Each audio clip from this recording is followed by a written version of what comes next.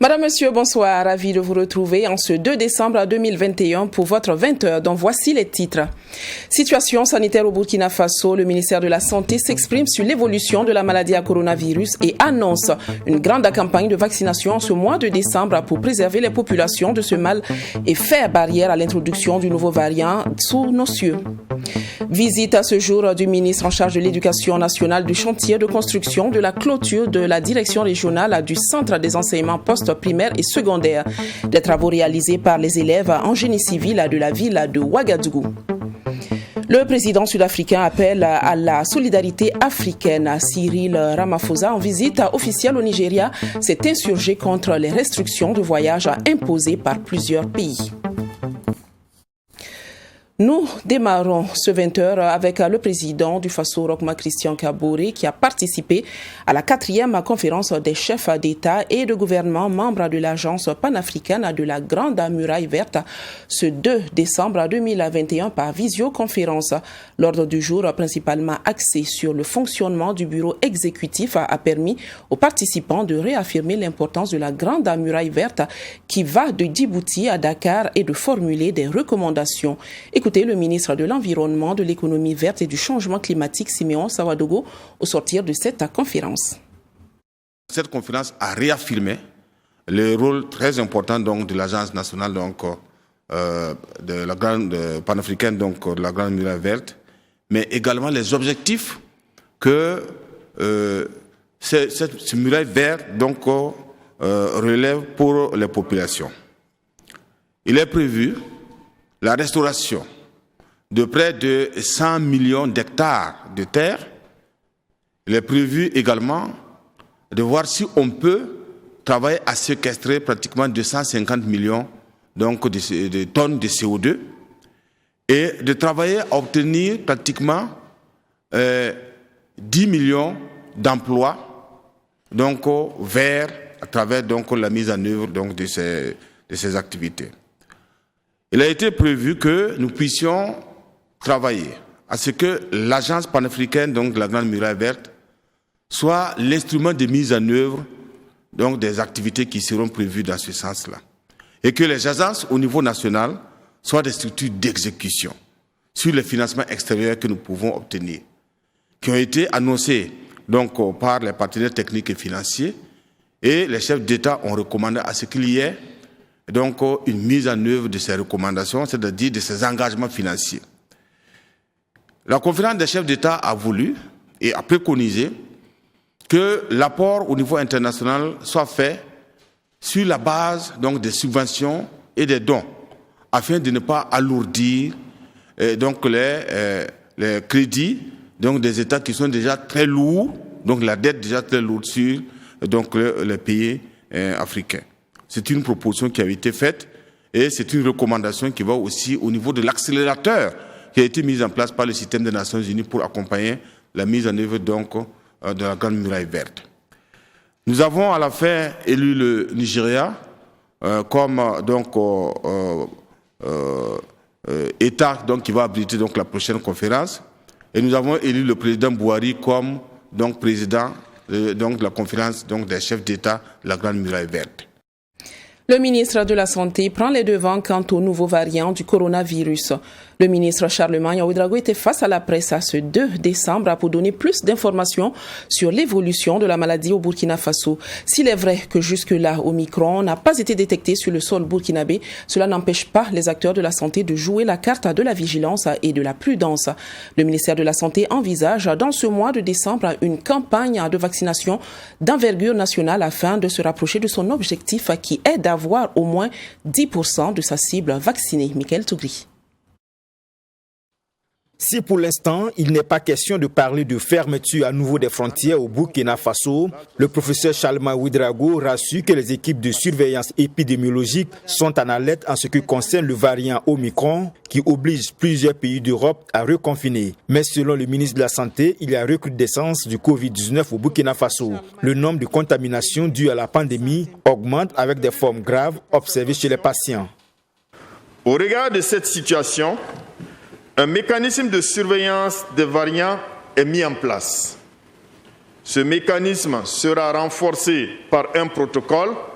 Notre pays, à l'instar des autres, travaille déjà pour empêcher, voire limiter l'introduction de ce nouveau variant sur notre territoire. Du 1er septembre au 28 novembre, 289 cas graves ont été pris en charge dans nos hôpitaux. 289 cas graves, nous déplorons 100 décès, dont une seule personne vaccinée qui présentait une comorbidité. C'est-à-dire que sur 10 cas graves qui se présentent, il y a 4 qui décèdent, parmi lesquels il n'y a pratiquement personne qui a été vacciné. Pour cela, le département de la santé veut passer à la vitesse supérieure à travers une campagne de vaccination à large échelle dès le 15 décembre prochain. Cette campagne de vaccination contre la pandémie à coronavirus va toucher les populations de 18 ans et plus dans 4 régions du Burkina Faso. Il concernera essentiellement 4 régions, la région du centre-ouest, les hauts-bassins et le sud-ouest. Et plusieurs stratégies seront utilisées.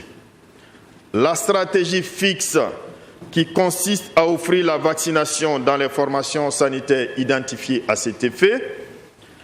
La stratégie avancée est celle de structure à structure qui permettront aux agents vaccinateurs de rapprocher les prestations à la population dans les sites tels que les marchés, les établissements scolaires et supérieurs, les institutions publiques, les garnisons, etc.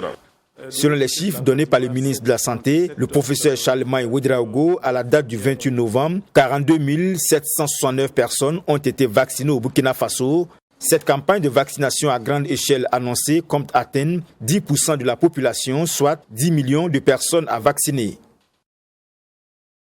Nous restons avec Michael Tougri pour écouter le ministre de la Santé, le professeur Charlemagne Ouédraogo, se prononcer sur la réouverture des frontières terrestres et ferroviaires du Burkina.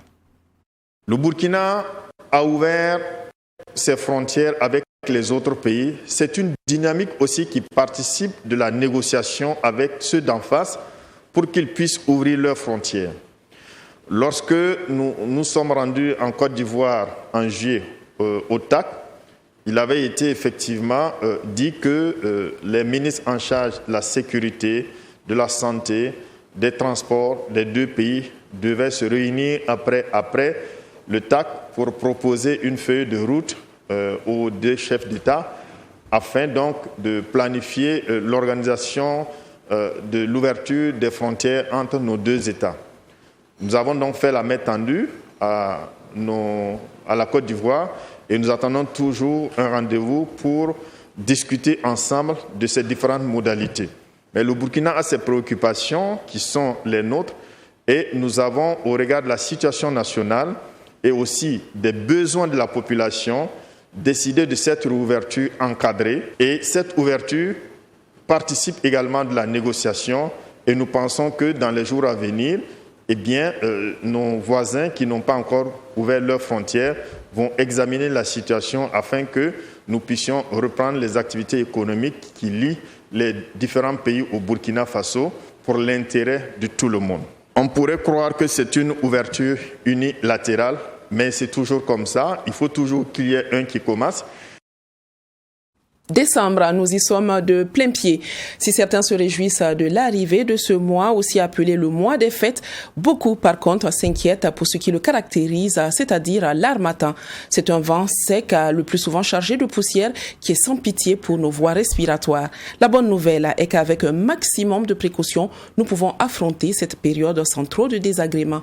Le professeur Kadiatou Bonkungu, pneumologue à l'hôpital Yalgado Ouedraogo, donne des conseils à ce sujet. Elle est au micro de Serge Kabori.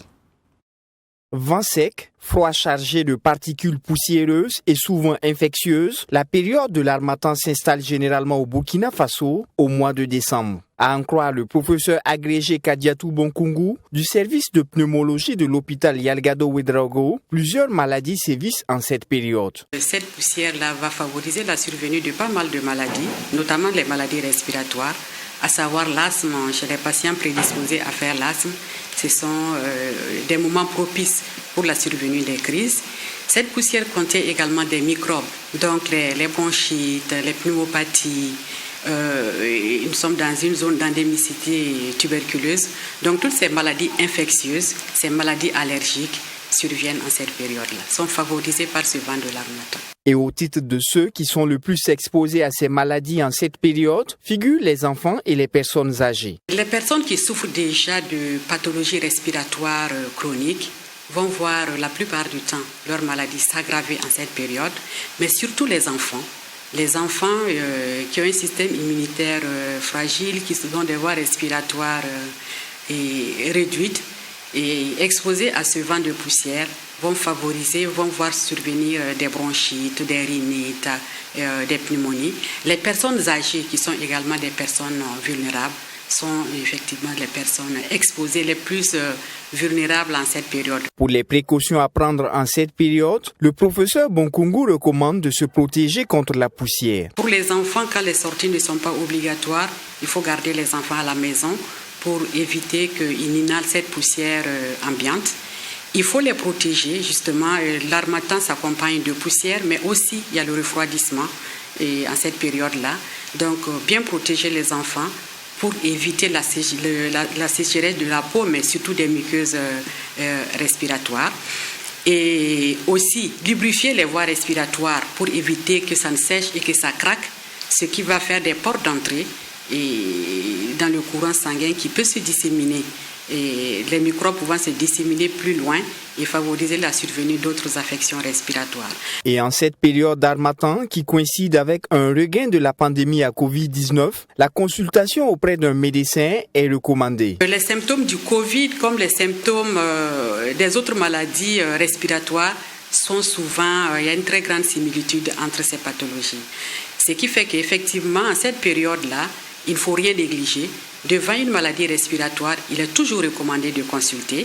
Il y a des tests qui permettent de diagnostiquer, de confirmer le Covid et ça permet des tests qui permettent également de diagnostiquer d'autres pathologies. Sinon, avec le contact avec un agent de santé, et on pourra faire la part des choses. La Société burkinabé de pneumologie tiendra par ailleurs son 6e congrès ordinaire du 17 au 18 décembre prochain à Bobo-Dioulasso sous le thème « Pathologie respiratoire et temps de crise ». De la théorie à la pratique, le mur peut être mince. Les élèves en génie civil de la ville de Ouagadougou en savent quelque chose, eux qui soumettent à leur connaissance théorique à la réalisation de la clôture de la direction régionale du Centre des enseignements post-primaires et secondaires. Le ministre de l'Éducation nationale a visité le chantier de ses apprenants ce jeudi même. Stanislas Awarou a encouragé ses élèves et a annoncé la fin des travaux de construction de cette clôture pour la fin de cette année. Mamidriana Kamabou. 600 élèves des établissements en génie civil sont à la manœuvre pour finaliser les travaux de construction de la clôture de la direction régionale du Centre des enseignements post-primaires et secondaires. Repartis en plusieurs groupes, chaque établissement donne le meilleur de lui pour réaliser une infrastructure de qualité. Pendant que certains se mobilisent pour le ferraillage, d'autres s'attellent de leur côté à couler le béton, pendant que cette équipe construit le mur brique après brique. Actuellement, on construit, on soulève, on met les briques, on mélange les mortiers. Ensuite, on pose les briques en couche par couche. Première couche, deuxième couche et enfin troisième couche. Mais ils veulent jusqu'à 5 couches. Actuellement, on est à la 4e couche. On attend les ciments, le mortier pour enfin terminer avec la 5e couche. Le ministre de l'Éducation nationale visite pour la 2e fois ce chantier. Une visite pour encourager ses élèves dans l'avancement des travaux. Et quand vous regardez avec moi donc, la qualité donc, des constructions, cela montre l'intérêt de former nos jeunes dans tous les domaines possibles. Et notre rêve, c'est que d'ici quelques années, donc dans un court terme, on n'ait plus besoin au Burkina Faso de faire appel à de la main-d'œuvre qualifiée d'ailleurs. La construction de cette clôture fait partie de l'exercice des élèves dont les notes seront prises en compte lors des examens, a laissé entendre l'un des professeurs de génie civil. Il a profité de l'occasion pour lancer un appel à leur ministre de tutelle sur l'importance de cette initiative.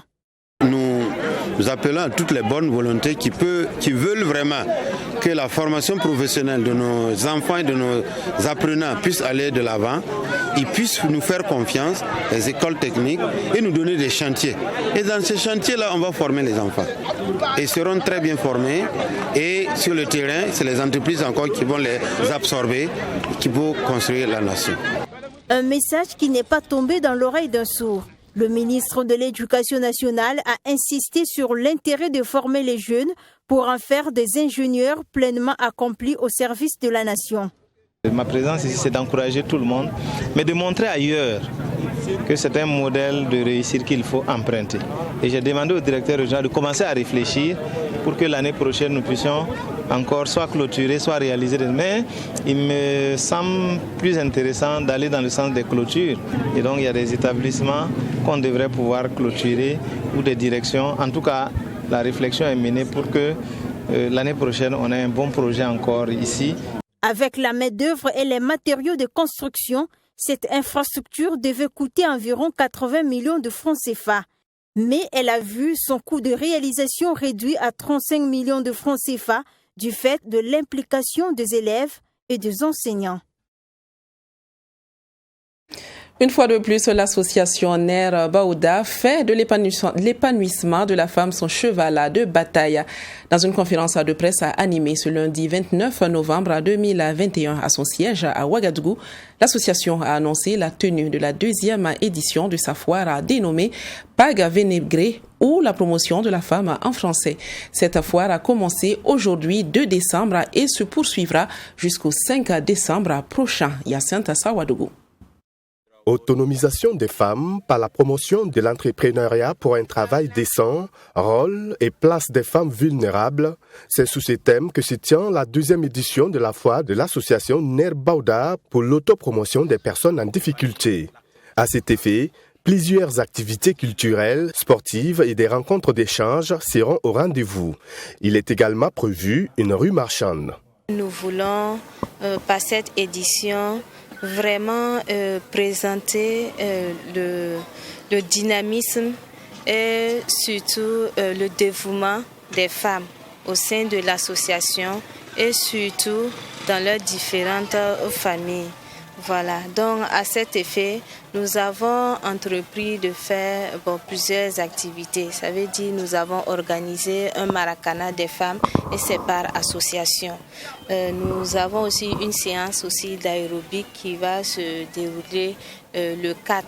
On a aussi une course cycliste. Pour la foire aussi, nous avons mis en place des stands et ces stands sont gratuites. L'association Ner Baouda, par l'autopromotion des personnes en difficulté au-delà de la foire, organise des formations à l'intention des femmes déplacées internes. Et cela dans l'optique de leur permettre de mener des activités génératrices de revenus. Cette formation, c'est à l'endroit des personnes déplacées, les déplacés internes. À Yagma, ici, nous avons beaucoup de déplacés internes. Donc, à ce jour, nous avons une centaine de participants. De participantes qu'on essaie de former pour la fabrication de beurre de karité, la production de Sumbala Il y a le savon aussi, le savon en boule, le savon liquide. L'association aussi aide ces femmes, puisqu'elles sont là. Il y a d'autres qui n'ont pas de pièces de CNIB. Donc l'association s'est donnée pour pouvoir aider ces femmes à avoir des CNIB. Rappelons que la foire de l'association Nerbaoda par l'autopromotion des personnes en difficulté est prévue du 2 au 5 décembre 2021. Coris Assurance encore plus proche de ses clients. L'assureur vous propose cette fois-ci son dernier né, dénommé Coris Assistance Auto. Avec ce nouveau service, même vos sinistres à distance sont pris en compte. Au-delà de ce point, d'autres avantages sont offerts aux souscripteurs. Le lancement officiel de Coris Assistance Auto a eu lieu ce jeudi 2 décembre 2021 à Ouagadougou. Sanata Siri vous en parle. Coris Assistance Auto, c'est le nouveau-né de Coris Assurance SA. Ce produit, selon les premiers responsables de la société, vise à assurer davantage le client tout en le soulageant en cas de sinistre. Avec cette nouvelle trouvaille de Coris Assurance, il est désormais possible pour le client de déclarer son sinistre à distance et de bénéficier d'une expertise à distance. Il a également mis à la disposition du client un centre d'appel pour répondre à ses préoccupations et un garage agréé en cas d'endommagement de son véhicule en fonction de la formule souscrite. Ce que nous apportons comme un plus et qui vise vraiment à donner plus de valeur ajoutée, à améliorer la qualité de nos prestations. Nous avons un réseau de garages agréés et garages agréés qui ont été accrédités par notre compagnie et qui travaillent conformément à un cahier de charges, respect du cahier de charges qui doit permettre à nos clients de bénéficier d'une certaine qualité de prestation et d'une certaine célérité dans le règlement de leur sinistre, directement, sans perdre du temps. Ça, c'est une innovation. Alors, les déclarations en ligne, notre plateforme doit permettre à tous les intervenants, c'est-à-dire le client lui-même d'abord, aura la capacité de déclarer son sinistre en ligne sans être obligé d'aller auprès de Coris Assurance dans une agence, sans être obligé d'aller dans une agence générale, sans être obligé d'aller voir son courtier. Ce produit offre aux clients 4 services principaux, à savoir l'assistance d'un facilitateur, le remorquage, le véhicule de remplacement et la continuité des trajets, ce à travers les différentes formules qui s'adaptent à toutes les couches. Il s'agit de la formule SAT qui est gratuite pour chaque souscripteur, la formule Assist Mob, avec lequel il est mis à la disposition du client un véhicule de remplacement pour une durée de 6 jours, et la formule Assist Mob VIP. Maintenant, pour la formule VIP, vous avez droit à 15 jours de véhicule de remplacement, sans délai de carence, dès que le véhicule est déposé en garage, parce que c'est vraiment pour les VIP. Et ça concerne la catégorie des véhicules assurés de plus de 10 millions. C'est vraiment pour des VIP et l'objectif, c'est qu'il puisse continuer son activité malgré l'immobilisation du véhicule. Et il y a la continuité de trajet, comme on l'a dit, pour les gens qui sont en déplacement entre Ouara, Bobo et qui sont en panne à Boromo. Nous leur permettrons d'atteindre Bobo et le véhicule aussi sera pris en charge pour être remis, s'il le faut, à Bobo ou à Ouara. Cela fait 10 ans que Coris Assurance intervient dans la conception, le conseil et la commercialisation des produits d'assurance de dommages aux biens. La société a, au cours de cette cérémonie de lancement, invité ses assurés à profiter de ce nouveau produit qui vient d'être officiellement mis à leur disposition. Invite a été également faite aux potentiels clients à souscrire pour pouvoir bénéficier des avantages de Coris Assistance Auto. Le président Cyril Ramaphosa a conclu sa visite d'État au Nigeria sur une note positive, affirmant que les deux États avaient construit une base solide à travers plusieurs accords pour faire face à tous les défis futurs. S'exprimant à l'aéroport international d'Abuja peu de temps avant d'embarquer, Ramaphosa s'est insurgé contre les restrictions de voyage imposées par certains pays européens à cause de la nouvelle variante du Covid-19 Omicron et appelle à la solidarité africaine. Le président Cyril Ramaphosa, en visite officielle à Abuja, a appelé à la solidarité africaine, alors que son pays et plusieurs autres du cône sud de l'Afrique font face à une vague de restrictions imposées par plusieurs pays européens. Muhammadu Buhari et Cyril Ramaphosa ont appelé à la levée de ces restrictions après que plusieurs échantillons ont montré que le variant Omicron circulait dans plusieurs pays avant sa découverte en Afrique du Sud. Monsieur le Président Buhari, la solidarité exprimée par vous-même et le gouvernement du Nigeria envoie un message très fort. Elle indique qu'en tant que pays africain, nous sommes unis contre l'imposition de restrictions arbitraires et discriminatoires qui sont non seulement non scientifiques, mais aussi contre-productives à long terme. Il s'agit d'une pandémie mondiale et pour la vaincre, nous devons collaborer et travailler ensemble en tant que collectivité. Les dommages causés par cette interdiction de voyage aux économies des pays concernés sont considérables et durables. L'Afrique du Sud a été le premier pays à avoir officiellement notifié l'apparition de ce variant à l'OMS le 24 novembre dernier. Mercredi, le Nigeria et le Ghana ont annoncé avoir détecté des cas du variant Omicron chez des voyageurs en provenance d'Afrique du Sud. C'est la fin de cette session d'information. Nous nous quittons après ce petit voyage touristique au Mali pour contempler la mosquée de Djenné. D'un style architectural soudano-sahélien, la grande mosquée de Djenné est la plus grande création humaine en terre cuite au monde. C'est du Banco. Elle fut construite une première fois au XIIIe siècle avant d'être détruite puis reconstruite en 1907. La grande mosquée de Djenné est inscrite au patrimoine mondial de l'UNESCO depuis 1988. Je vous retrouve demain sur le coup de 20h. Bonsoir.